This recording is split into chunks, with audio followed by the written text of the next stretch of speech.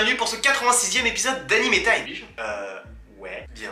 Il se trouve que selon mon point de vue, nous n'avons que rarement l'occasion de présenter des animés d'un certain niveau de qualité et de réflexion dans cette émission.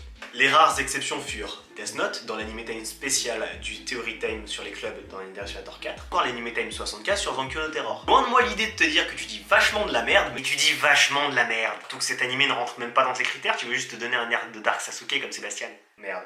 C'est parti pour Black Butler.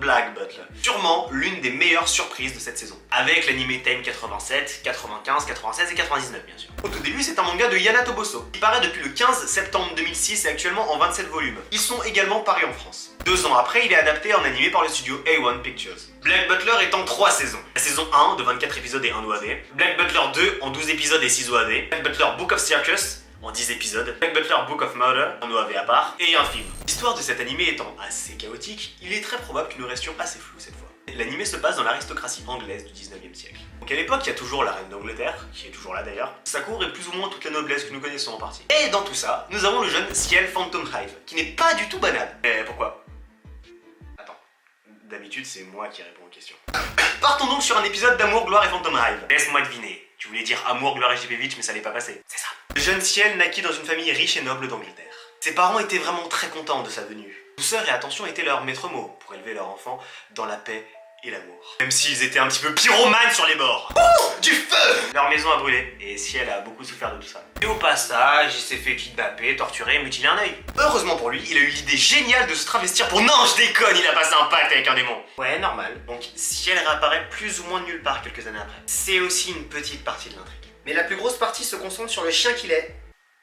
Le chien de la reine, c'est comme ça qu'il est surnommé. Ciel, en plus d'être un proche de la reine, est aussi chargé d'enquêtes criminelles pour cette dernière. Et tout ça, en plus d'être à la tête d'une société de jouets pour enfants très bien cotée. Ce qui en fait la cible parfaite pour tout type de complot. Quelle magnifique transition pour parler de Sébastien.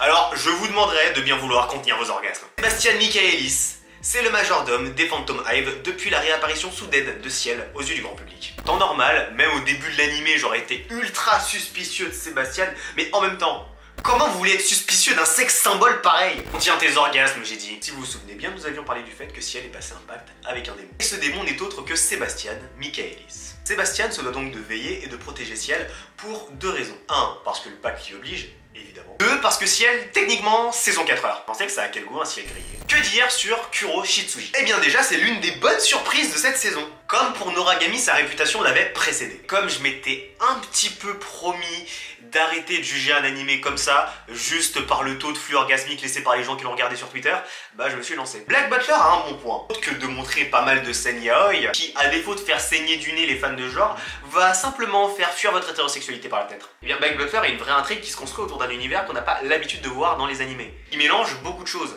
D'un côté, la société anglo-saxonne du 19e siècle, et de l'autre, la magie, les démons, tout ça. C'est un mélange qui est assez osé et très intéressant quand on le regarde. Quelques mythes aussi et références à des trucs qui existent vraiment. En plus, évidemment, elle est toujours drôle à regarder par rapport aux situations que traverse Sébastien, Ciel, pardon. Pour ma note personnelle, c'est un 5 étoiles pour Black Butler. Est-ce que j'ai réellement besoin de continuer cette phrase? Vous savez très bien qu'il faut que vous alliez le voir. Allez, dépêchez-vous. Par contre, un petit détail, la timeline de Black Butler, vous l'oubliez. Voilà, c'est tout pour ce 86e épisode d'Anime Time, j'espère qu'il t'a plu. Si tu veux plus d'animés comme Black Butler, avec le petit i en haut à droite, t'appuies sur le +1, et si t'en veux moins, t'appuies sur le -1. Si cet Anime Time t'a plu, tu peux comme d'hab le liker, partager la vidéo, t'abonner si c'est pas déjà fait. Tu peux aussi me suivre sur les réseaux sociaux, Facebook, Twitter, Instagram, Reddit ou rejoindre mon serveur Discord. C'était Hunter, on se retrouve le 28 février pour le 87e épisode d'Anime Time. Ciao.